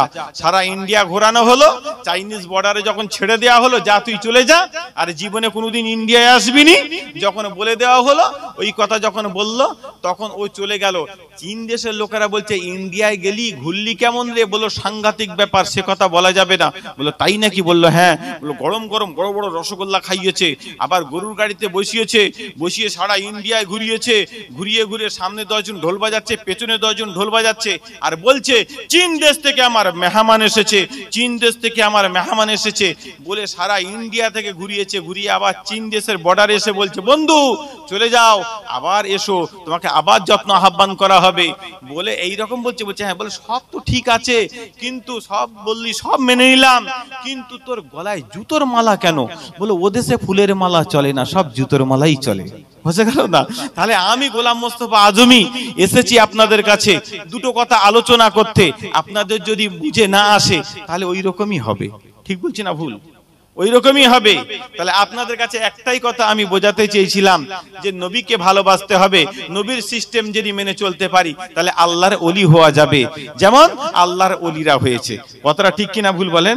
হ্যাঁ, ওই ফুরফুরার জমিনে এই বিচারের কথা উঠেছে যেখানে, তাহলে একটু বিচারই হোক আজকে, যতক্ষণ আছে একটু বিচারই হোক। তাহলে ফুরফুরার জমিনে মোহাম্মদ আলী সাহেব, বাংলাদেশে তানার বাড়ি, তিনি এসেছিলেন ফুরফুরার জমিনে 1 বছর নয়, 2 বছর নয়, 3 বছর নয়, 12টা বছর ধরে তিনি দাদা হুজুর কেবলার দরবারে পড়েছিলেন। উদ্দেশ্য ছিল একটাই, আল্লাহ রসুলকে রাজি করব, আল্লাহ রসুলকে খুশি করব, আল্লাহকে রাজি করব, এই উদ্দেশ্য করে তিনি দরবারে পড়েছিলেন। এমন সময় বাড়ি থেকে চিঠি আসে, কোনোদিন চিঠি দেখেনি, 12 বছর পরে চিঠি এসেছে। ওই চিঠিটা খুলে দেখেছে, চিঠিতে বিচ্ছিরি ব্যাপার, সে কথা আর বলা যাবে না, অনেক কথা। চিঠি দেখে তিনি চোখ থেকে টপ টপ করে পানি পড়ছে। দাদা হুজুর পীরি কেবলা রহমাতুল্লাহ আলাইহি ঘর থেকে বার হলেন। মোহাম্মদ আলী, ও মোহাম্মদ আলী, তোমার চোখে কেন পানি বলো গো? ওই সময় বলল না হুজুর আমি ঠিক আছি, আমার কোনো অসুবিধা নাই, বলুন কি করতে হবে? চলো তালতলার হাটে যাব গো, তালতলার হাট থেকে একটু বাজার করে আনতে হবে, মেহমান আছে গে, মেহমানের কাছে তো 2টো ভাত দিতে হবে, চলো একটু বাজার করে আসি। কি বাজার করতে যেয়ে বলল একটু কুলুপের ব্যবস্থা করে দাও। ওই সময় 3খানা কুলুপ দিয়ে দিলেন হুজুরকে। 3খানা কুলুপের মধ্যে 1খানা কুলুপ নিলেন আর 2খানা কুলুপ দিয়ে দিলেন, এই 2খানা কুলুপ তুমি রেখে দাও, এই 2খানা কুলুপ তোমাদের কাছে রেখে, তোমার কাছে রেখে দাও। কি করা হবে হুজুর? এই 2টো কুলুপ নিয়ে বলল তোমার পকেটে রেখে দাও, আবার যখন দরকার লাগবে আবার ওই কুলুপটা তখন তুমি ব্যবহার করবে, না যদি ব্যবহার করার কাজে লাগে আমাকে দেবে, আমি ব্যবহার করব, কোনো অসুবিধা নাই। এমন সময়তে আবার যখন আসরের নামাজের সময় হয়ে গেল, মোহাম্মদ আলীর চোখে টপ টপ করে পানি বার হয়, চোখ থেকে পানি বার হচ্ছে। মোহাম্মদ আলী কাঁদছো? না হুজুর আমি ঠিক আছি। কি করতে হবে? বলল হুজুর নামাজ পড়তে যাব। নামাজ শেষ হয়ে গেল, আবার মাগরিবের সময় একই ব্যাপার। মাগরিবের পরে বলল চলো মোহাম্মদ আলী হারকেন লাইটটা জ্বালিয়ে নাও, একটু ওই মাঠে যাব। মাঠে গেল, একটা হাওয়া আসলো, হারকেন লাইটটা নিভে গেল। নিভে যাওয়ার সাথে সাথে বললো দেখো হারকেন লাইটটা তুমি জ্বালিয়ে রাখতে পারলে না, একটা আড়াল করে রাখতে পারলে না, যাও ওই হারকেন লাইটটা ওই ঘর থেকে জ্বালিয়ে নিয়ে আসো। সেই ঘরে গেল, সামান্য একটুখানি যাওয়ার পরে দেখলো সেই ঘর ফুরফুরার জমিন থেকে চট্টগ্রাম একদম 1 সেকেন্ডের মধ্যে পৌঁছে গিয়েছিলেন। জোরে বলুন না সুবহানাল্লাহ। সকালবেলা পিশাব করতে বসেছে, যা সে আমার কুলুপ পকেটে রয়ে গেছে, কি হবে? হুজুরের কুলুপ দিয়ে আসা হলো নি। হ্যাঁ, যখন কুলুপ বার করতে গেছে পকেটে, এই বড় বড় যে ঢিলা ছিল, ইটের ঢিলা, সেই ঢিলা আর ঢিলা নেই, সেই দুটো ঢিলা সব সোনা হয়ে গেছে। জোরে বলুন না সুবহানাল্লাহ। হ্যাঁ, ওনার একজন মুরিদ, তিনি কি করেছেন, তিনি একজন অসহায় গরিব, খুব গরিব, 1 বিঘে জমি আছে লম্বা করে, আর 2 সাইডে জমিদারের জমি, আর চেপে চেপে চেপে চেপে ঠেলে আসছে, আর বলেছে বলে সেই জমিদার ওকে ধরে মেরেছে। মারার পরে ও এসেছে হুজুরের কাছে বিচার দিতে, হুজুরের কাছে বিচার দিতে এসেছে। বলে হুজুর আপনি আমার বিচারটা করে দেন। বলে আমার বিচার তোর পছন্দ হবে না। বলে না হুজুর আপনি আমার বিচার করে দেন। বলে আমার বিচার তোর পছন্দ হবে। বলে হ্যাঁ। বলে যা, তুই যে সেই মালিক যে তোকে মেরেছে তার কাছে ক্ষমা চাইয়ে যা। বলি এই কোন ধরনের কথা, সে আমাকে মেরেছে আবার ক্ষমা চাই? বল ওই জন্য তো বললাম আমার বিচার তোর পছন্দ হবে না, যা যে ক্ষমা চা। গেল, যে বলছে বাবা তুমি যে আমাকে মেরেছো না, আর কোনোদিন মারবে না, আমি তোমার কাছে ক্ষমা চাইছি, ভুল করেছি, আর কোনোদিন ভুল করবো না। ওই চিন্তা করে করে বেচারির শরীর অসুস্থ হয়ে গেল। কি বললো? অসুস্থ হয়ে গেল। অসুস্থ হয়ে যাওয়ার পরে এমন শরীর অসুস্থ হলো, সে আর সুস্থ হলো না। ওখান থেকে ঢাকায় আর হলো না, ওখান থেকে কলকাতায় আনো, ভেলুড়ে আনা হলো, তাও সুস্থ হলো না। লাস্টে মেজে হুজুর কেবলার দরবারে নিয়ে যাওয়া হলো। মেজে হুজুরের কেবলার দরবারে যেয়ে বলছে, আরে ও খেপা, ও শরীর ভালো হবে না, ও যাকে মেরেছিল তার কাছে ক্ষমা চাইতে বলবি। এটাই তো বলে আল্লাহর ওলি নাকি গো? ও যাকে মেরেছিল তার কাছে ক্ষমা চাইতে বলবে যা, কারণ আমি মেজে হুজুরকে বলে আমি কিছু করতে পারবো না। তার কাছে যখন গেছে, সে তখন বলছে চলো আমার হুজুরের কাছে। বুঝে গেল তো, আমার হুজুরের কাছে চলো। হুজুরের কাছে গেলে বলে আর জীবনে কোনোদিন মারবি না, ওর জমিটা ভালো করে বুঝিয়ে দে। তাহলে আল্লাহর ওলিদের কাছে ছেলে খেলা চলবে কি বলেন? আল্লাহর ওলিদের কাছে ছেলে খেলা চলবে কি? হ্যাঁ, আল্লাহর ওলিদের কাছে ছেলে খেলা চলবে না। কারণ আল্লাহর ওলিদের দোয়া আমার আল্লাহ পাক সঙ্গে সঙ্গে কবুল করে নেয়। জোরে বলুন না সুবহানাল্লাহ। কবুল করে না? করে না? হ্যাঁ, একজন আল্লাহর ওলির কথা বলবো, কি গো বলেন? বলবো একজন আল্লাহর ওলির কথা শুনবেন আপনারা? হ্যাঁ, সবাই শুনবেন তো? একটা আল্লাহর ওলির কথা শুনে নেন, খাজা বাবা গরিবে নেওয়াজের কথা। একজন পাগল মদখোর, সে একটা মিলাদের মাহফিলে শুনেছে হিন্দুস্তানের বাদশা নাকি খাজা বাবা। তা আমি সেই খাজা বাবার দরবারে যাব। তার বাড়ি হচ্ছে উড়িষ্যা, রামনগরে বাড়ি। কোথায়? উড়িষ্যা রামনগরে বাড়ি। ওই সময় যে নদীর ধারে যে বলছে নৌকার মাঝি, ভাই আমাকে একটু পার করে দাও, আমি খাজা বাবার দরবারে যাব। বলে পয়সা আছে? বলো না। তাহলে তো যাওয়া হবে না, তোকে পার করানো হবে না। তা ওই রাত হয়ে গেল, ওইখানেই শুয়ে আছে, ওখানেই শুয়ে আছে। শুয়ে যখন আছে, তখন সকালবেলা উঠে দেখছে নদীর এপারে আর নেই, মহানদী পার হয়ে ওপারে শুয়ে আছে। জোরে বলুন না সুবহানাল্লাহ। আমি একটু সংক্ষেপে বলছি, উদাহরণস্বরূপ, ওয়াজ করিনি, উদাহরণস্বরূপ বলছি। এবারে যখন ওপারে চলে গেল, কটকে চলে গেল, ওখান থেকে ট্রেন ধরলো কোথায়? আজমির শরীফে যাবে। আজমির শরীফে যাচ্ছে, 3 দিন কিছু খাওয়া হয়নি, না খাওয়া অবস্থায় আছে। এমন কেউ ব্যক্তি আছে গো খাজা বাবার ভক্ত, আমাকে দুটো খেতে দেবে? হ্যাঁ, একজন ফকির বলছে আমিও খাজা বাবার ভক্ত, তোমার জন্য রুটি এনেছি আর গরম গরম গোস্ত এনেছি, তুমি একটু খাও। ওরকম গরম গরম গোস্ত আর রুটি দিয়ে দিল। বললো কোথায় যাবে? বলে আজমিরে যাবে। বলে হ্যাঁ আমি আজমিরে যাব। আজমির শরীফে গেলে আমাকে একটু খাজা বাবার দরবারে পৌঁছে দেবে? বলে হ্যাঁ নিশ্চয়ই তোমাকে পৌঁছে দেবো খাজা বাবার দরবারে, তুমি চলো। ওই সময় খাজা বাবার দরবারের কাছে গেছে। হিন্দু লোক তো, বুঝেছো তো, কিছু বোঝে না, জানে না, শুনে না। খাজা বাবার দরবারে গেছে, খাজা বাবাকে ডাইরেক্ট চাইছে। আমরা কোনোদিন খাজা বাবার দরবারে ডাইরেক্ট চাই? ডাইরেক্ট চাইনি। কি বলি? অবতাগু ওয়াসিলা, ওয়াসিলা দিয়ে দোয়া চাই, ঠিক বলছি না? তা ও তো ডাইরেক্ট চাইছে, ও হিন্দুস্তানের বাদশা খাজা বাবা গা, আমি এসেছি অনেক দূর থেকে, তুমি আমার সমস্যা মিটিয়ে দাও বাবা। আমার একটা ভ্যান ছিল, সেই ভ্যানটা বিক্রি হয়ে গেছে, এলাকার মানুষরা বিক্রি করে টাকা পেত, টাকা দিয়ে নিয়েছে। আমার বাড়িতে 3টে ছোট ছোট বাচ্চা আছে, তাদের আমি খেতে দিতে পারিনি। খাজা বাবা তুমি আমাকে একটু ব্যবস্থাখানা করে দাও, তুমি নাকি হিন্দুস্তানের বাদশা, তুমি আমাকে একটুখানি ব্যবস্থা করে দাও খাজা বাবা গা। এমন সময়তে দেখা গেল 100 সপ্তাহ হয়ে গেল কিছু হলো না বাবা। ও হিন্দুস্তানের বাচ্চা খাজা বাবা, এক সপ্তাহ হয়ে গেল গো, তুমি তো আমাকে কিছুই ব্যবস্থা করে দিলে না। আমি যে বাড়ি ফিরে যাব, আমার 3টে বাচ্চা অনাহারে রয়েছে, খাবার বিনে পড়ে আছে, আমি তাদের মুখে আহার তুলে দেব। ও খাজা বাবা, আপনি একটুখানি ব্যবস্থা করে দিন বাবা। এমন সময় একটা ফকির সাহেব এসে বলছে, তুমি এসেছো উড়িষ্যা থেকে? বলল হ্যাঁ। তোমার বাড়ি কি রামনগরে? বলল হ্যাঁ। যাও, তুমি চলে যাও, চলে যাও গো, ওই যে আনা সাগরে আছে, ওই আনা সাগরের পাড়ে একটা বাগান আছে, ওই বাগানটার নাম হলো দৌলত বাগ। ওই দৌলত বাগে যে চলে যাও, ওই দৌলত বাগে যে তুমি দেখতে পাবে ওখানে দৌলত রাখা আছে, ওখান থেকে যেটা তোমার পছন্দ হবে ওখান থেকে তুমি নিয়ে চলে যাও।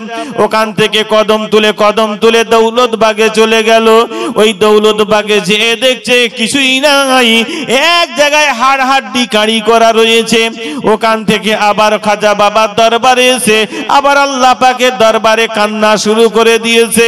ও খাজা বাবা, আমি তো দৌলত বাগ থেকে ঘুরে আসলাম, ওই পাড়ের ওপরে গেলাম, কিছুই তো পেলাম না, আপনি আমার একটু ব্যবস্থা খানা করে দেন। ও খাজা বাবা, আপনি যদি ব্যবস্থা খানা না করে দেন আমার বাচ্চাগুলো যে কষ্ট পাবে গে। এই রকম বলার সাথে সাথে আবার একজন ফকির সাহেব এসে বললেন, যাও যাও যাও, তুমি এখান থেকে আনা সাগরে ভালো করে গা হাত পা গুলো ধুয়ে নাও, পরিষ্কার পরিচ্ছন্ন হয়ে যাও। ওই পরিষ্কার পরিচ্ছন্ন হয়ে তুমি যখন ওই বাগানে যাবে, যে দেখবে দৌলত রাখা আছে গে, ওই সময় গোসল করে নিলেন, পরিষ্কার পরিচ্ছন্ন হয়ে গেলেন, যে দৌলত বাগে যে হাজির হয়ে গেল। ওই দৌলত বাগে যে দেখছে এক জায়গায় সোনা দানা জড়ো করা রাখা আছে, বড় বড় সোনার পাতগুলো রাখা আছে। একটা পাত গামছাই করে জড়িয়ে নিলেন, জড়িয়ে নিয়ে খাজা বাবার দরবারে আসলেন। খাজা বাবার দরবারে এসে বলল, ওই হিন্দুস্তানের বাদশা খাজা বাবা, আমি দৌলত নিয়েছি হাতে করে, আমি আপনার দরবারে কথা দিয়ে যাচ্ছি, আমি বাড়িতে চলে যাব, আমি বাড়িতে যে মুসলমান হয়ে যাব, আমি যতদিন বেঁচে থাকব আমি ততদিন আপনার নামে একটা করে মিলাদের নবীর জলসা দেব। ওখান থেকে কদম তুলে বাড়িতে চলে গেলেন। বাড়িতে যাওয়ার পরে ওই সময় বিবির কাছে রাতের অন্ধকারে টুকটুক করে দরওয়াজা খানা ঠোকে, ও আমার বিবি, দরওয়াজা খানা খুলে দাও, আমি এসেছি। ওই সময় আসার পরে দরওয়াজা খানা খুলে দিল। কোথায় গিয়েছিলে? বলো, আমি গিয়েছিলাম হিন্দুস্তানের বাদশার দরবারে। বলল, তাই নাকি? বলল হ্যাঁ। ওই সময় ওটাকে বাস্কের পিছনে রেখে দিয়ে ঘুমিয়ে পড়ল। কি এনেছো বাবার দরবার থেকে? এখন দেখানো যাবে না, সকাল হলে তোমাকে দেখিয়ে দেওয়া হবে। সকাল যখন হয়ে গেল, বিবি জিজ্ঞাসা করলো, কি এনেছো বাবার দরবার থেকে, আমাকে একটুখানি বলো। বললো, ওই বাস্কের পেছনে দেখো কি রাখা আছে।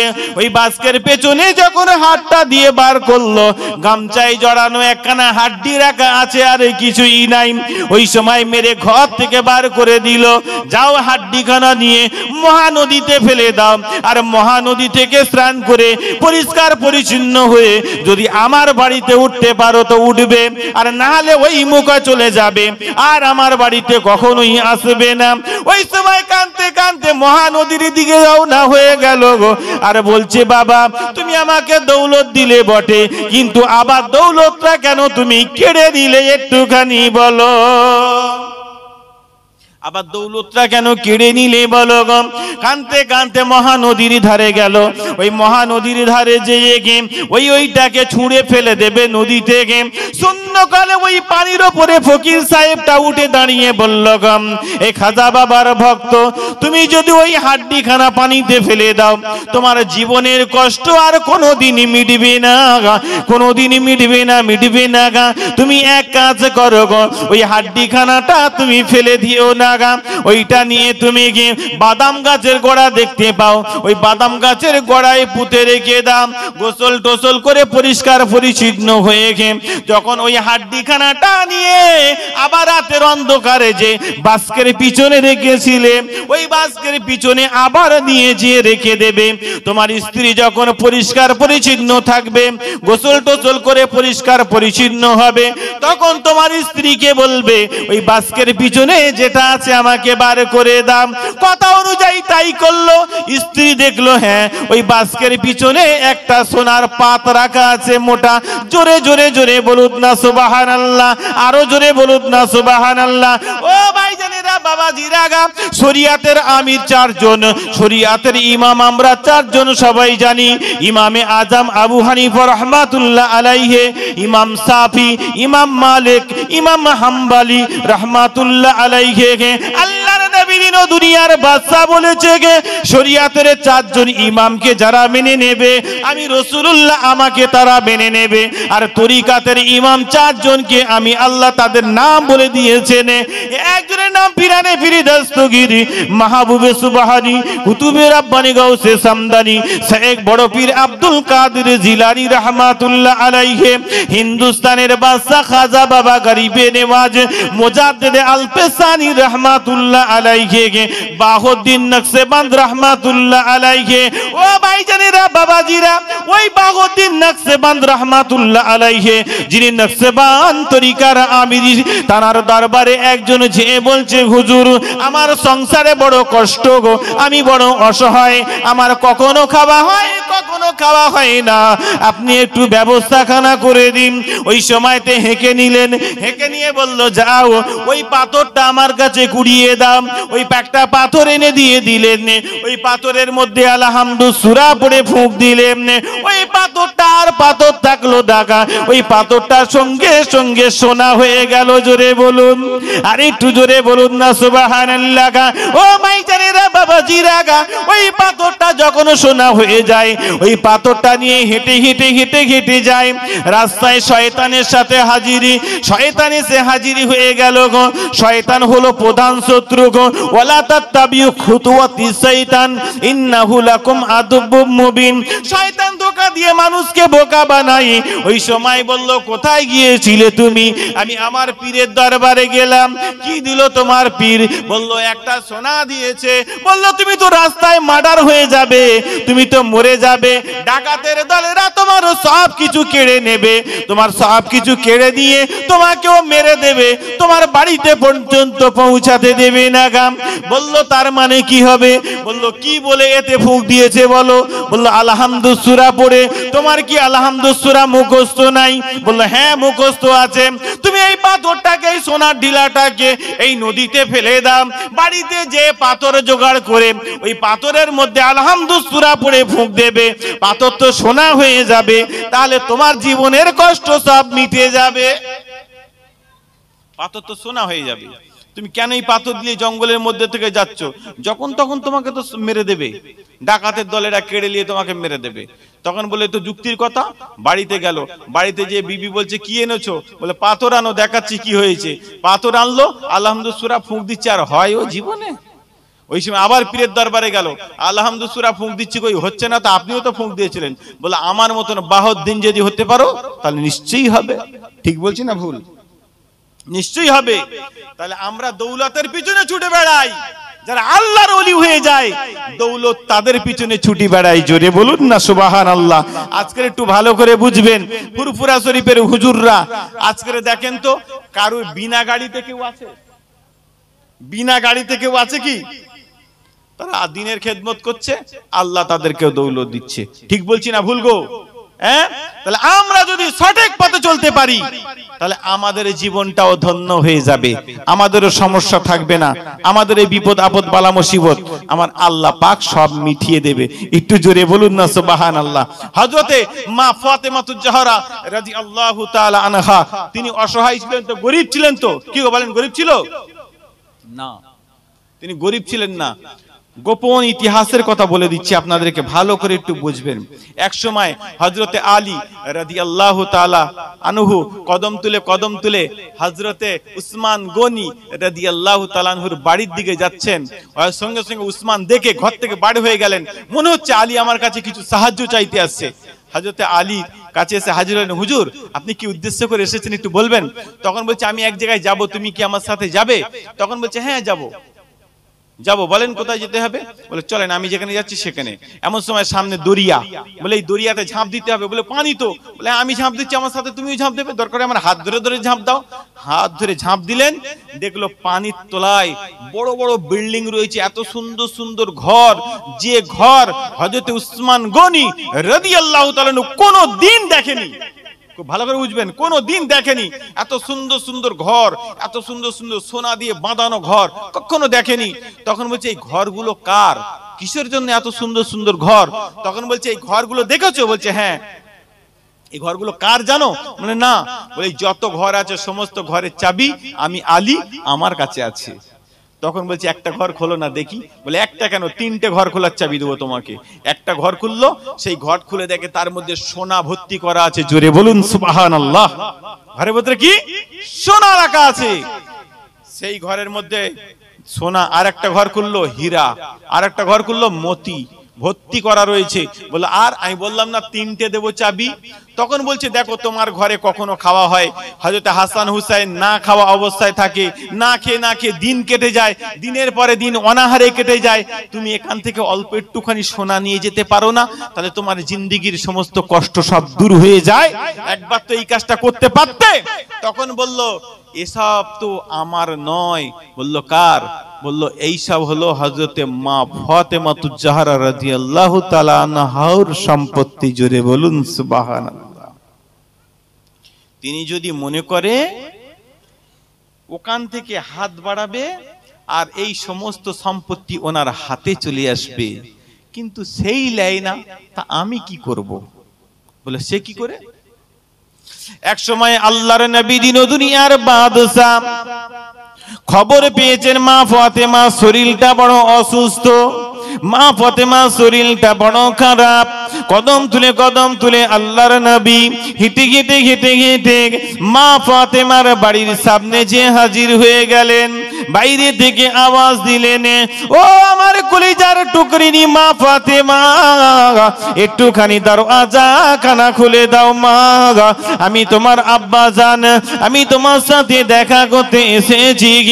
ওই সময় বলল আব্বা জান আমি দরওয়াজা খানা খুলতে পারবো না। ও আমার বেটি মা ফাতেমা, কিসের জন্য তুমি দরওয়াজা খানা খুলবে না বলো? বলল আমার পরিধানে এমন একখানা কাপড় পরে আছি, যেই কাপড় পরিধান করে একজন পুরুষের সামনে দাঁড়ানোর মতন ক্ষমতা নাই। আল্লাহর নবীর চোখের পানি ফেলে ফেলে নিজের মাথার পাগড়ি খানা খুলে পাঁচিল ডিঙ্গে ছুঁড়ে দিলেন। মা ফাতেমা এই পাগড়ি খানা তুমি পরিধান করো, পরিধান করে দরওয়াজা খানা খোলো। মা দরওয়াজা খানা খোলো। দরওয়াজা খানা খোলার পরে মা ফাতেমার চোখ থেকে টপ টপ টপ টপ করে পানি বার হয়। আল্লাহর নবীও কাঁদে, মা ফাতেমাও কাঁদে। আল্লাহর নবী কেঁদে কেঁদে মা ফাতেমাকে বলল গো, ও ফাতেমা তুমি মনে মনে ভাবছো গো, তুমি মনে মনে চিন্তা করছো গো, আজকে তোমাকে গরিব মানুষের বাড়ি বিয়ে দিয়ে দিয়েছি, তোমার সংসারে বড় কষ্ট গো। ও মা ফাতেমা তোমার বাড়িতে কিছু নেই ফাতেমা, নামাজের পাটিখানা আছে, নামাজের পাটিখানা বিছিয়ে দিয়ে দাও। নামাজের পাটিখানা বিছিয়ে দিয়ে দিলেন। ওই নামাজের পাটিখানা বিছিয়ে দেওয়ার পরে বলল মা ফাতেমা নামাজের পাটির এক দিকটা উল্টিয়ে দাও। নামাজের পাটির একটা উল্টিয়ে দেওয়া হলো গো। উল্টে দেওয়ার সাথে সাথে দেখলেন তার নিচে গে পানির স্রোত বই বইছে, ওই পানি স্রোতের নিচের দিকে তাকিয়ে দেখো গো, নিচের দিকে তাকিয়ে দেখে হীরা মুক্তা মতি ওর মধ্যে রয়েছে। ও মা ফাতেমা, তুমি হাতটা বাড়ালেই তোমার হাতে চলে আসবে, তোমার কষ্ট করতে হবে না গা, একবার তুমি হাতখানা নিচের দিকে করো গো। বলল না না না, আমি নেব না গা, আমি নেব না গা। আল্লাহ আমার জিন্দেগিটা যেই হালে পার করে ওইটাই হলো ভালো, আমি কিছুই নেব না গা। মা ফাতেমা নিলে না, নিলে না গা। ও ভাই জানিরা, বাবাজিরা গা, যদি মা ফাতেমা নেওয়ার চেষ্টা করতো গো, অনেক সম্পত্তি তিনি দিয়ে নিতে পারতেন, কোনো অসুবিধা হলো না গা। এক সময় হযরতে হাসান আর হুসাইন রাদিয়াল্লাহু তাআলা আনহু কদম তুলে গে আল্লাহর নবীর কাছে যে হাজির হয়ে গেলেন। আসসালামু আলাইকুম, ও আমার নানা জান, কেমন আছেন হুজুর বলুন। ওই সময় বলল, নানু ভাই আমি ভালো আছি, আমি ভালো আছি, কোনো অসুবিধা নাই বলো গো। সকাল থেকে তোমরা কি খেয়েছো বলো। আমাদের দুই ভাইকে আমার আম্মা জান দুটো রুটি দিয়েছে, আমরা দুই ভাই দুটো রুটি খেয়েছি কি, দুই ভাই দুটো রুটি খেয়ে আমি আপনার সাথে দেখা করতে এসেছি কি। ওই সময় বলল হাসান ও হুসাইন, আমি তোমার নানা জান 3 দিন কিছুই খাইনি কি, যদি আমার জন্য একটা রুটি আনতে তাহলে আমি খেতাম। ওই সময় বলল নানা জান, আপনি যে 3 দিন কিছুই খাননি কি, এটা তো আমাদের জানা ছিল না গা।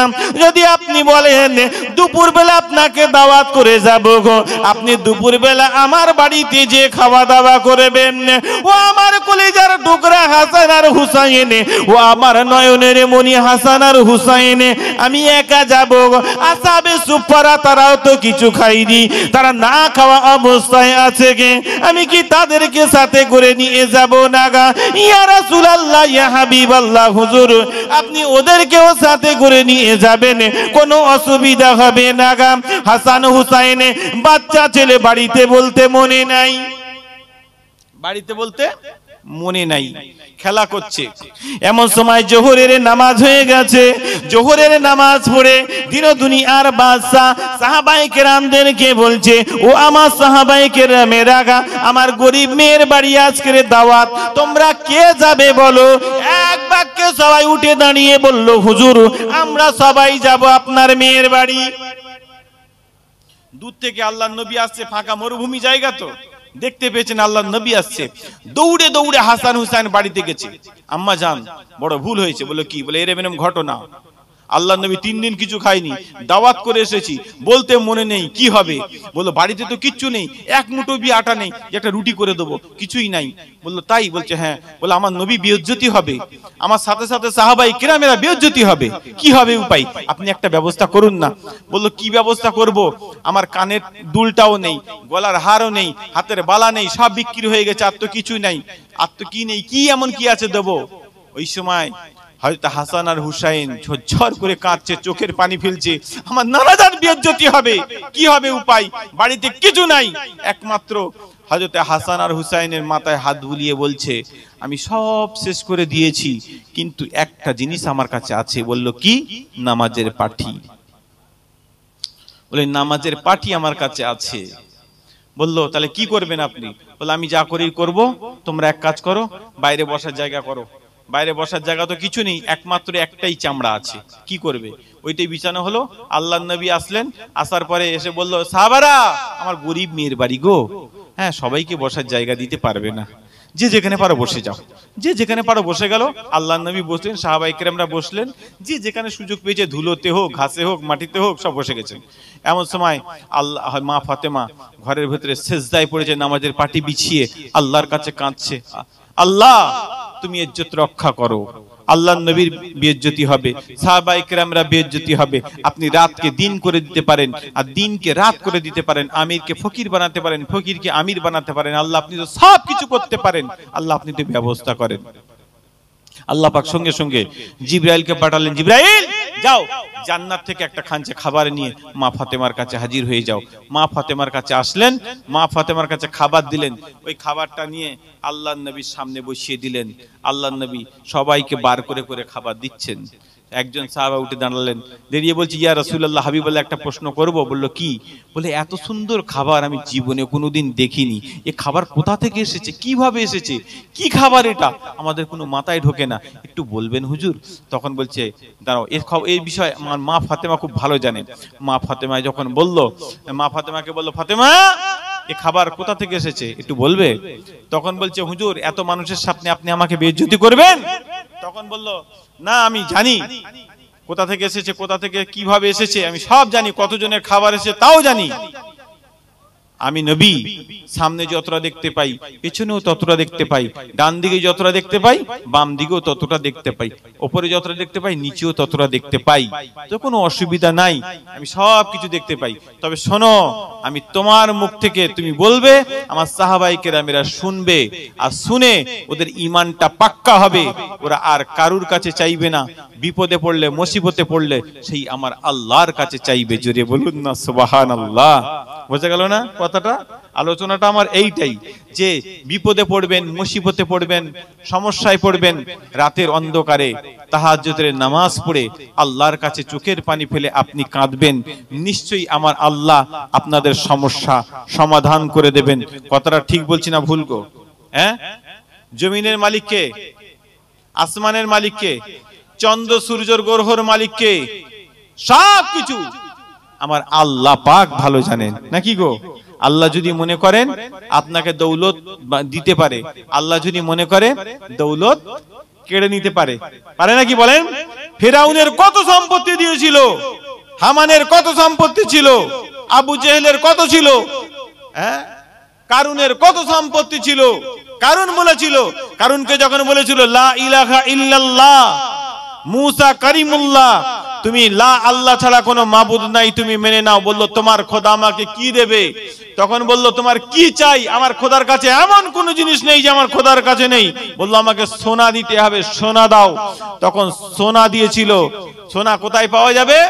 একটা গাছের কথা বলেছিল, সেই গাছের রস এনে পাথরের উপরে দিয়েছিল, সেই পাথর সোনা হয়ে গিয়েছিল। সেই পাথর নিয়ে অ্যাঞ্চেস ভর্তি করলো, বলল, তোমার খোদার কথা এখন আমি মানবো, তবে এই কি গাছের, কোথা থেকে এই গাছটা পেলে? বলো। বলো, অমুক গাছ। বলে, ওই গাছের পাতা যা আছে সব ভেঙে নিয়ে চলে এসো। সেই পাতা সব ন্যাড়া করে নিয়ে চলে আসলো।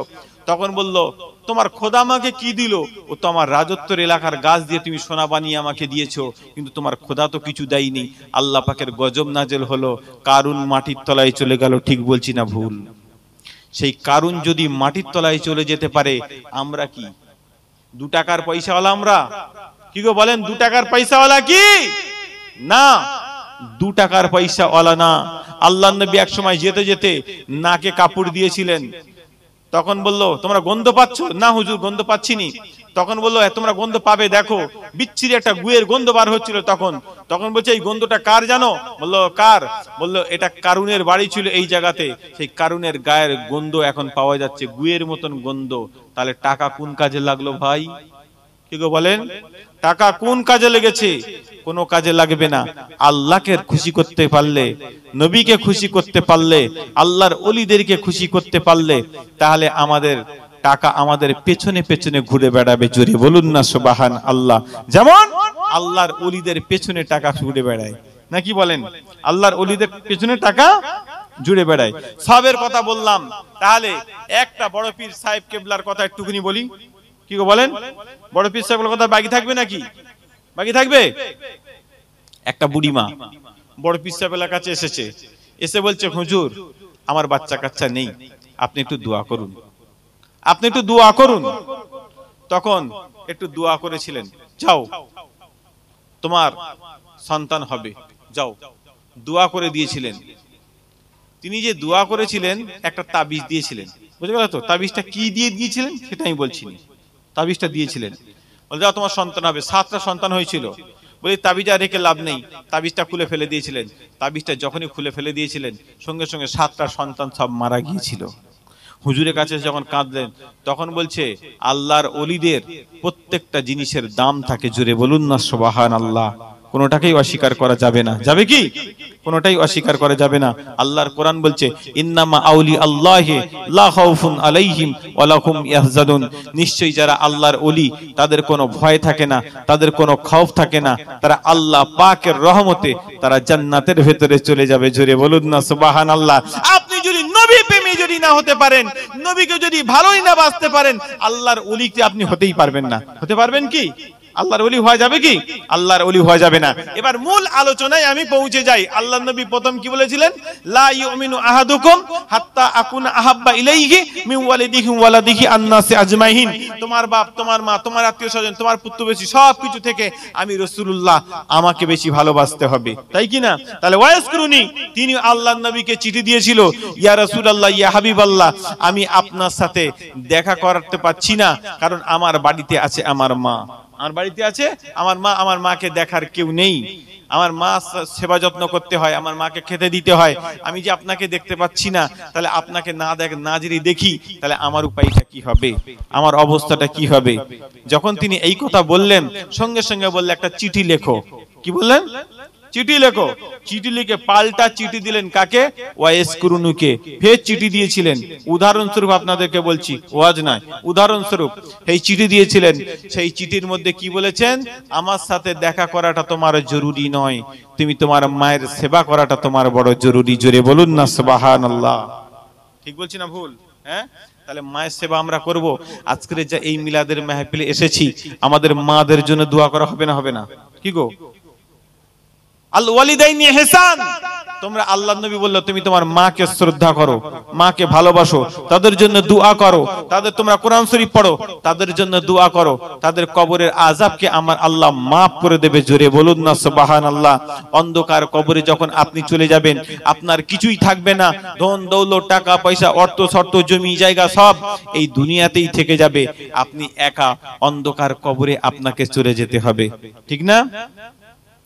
আমার ভাইজানেরা, বাবাজিরা, আল্লাহর নবী দিন ও দুনিয়ার বাদশা হাবিবুল্লাহ জনাবে মুহাম্মদুর রাসূলুল্লাহ সাল্লাল্লাহু আলাইহি ওয়াসাল্লাম হযরতে খাদিজাতুল কুবরা কে যখন কবরের মধ্যে শুইয়ে দিয়েছিলেন, অন্ধকার কবরে যখন শুইয়ে দিলেন, খাদিজার মুখটাকে কিবলার দিকে করে দিয়ে দিলেন, আবার মুখটা সোজা হয়ে গেল গো, আবার কিবলার দিকে করে দিয়ে দিলেন, আবার মুখটা সোজা হয়ে গেল গো।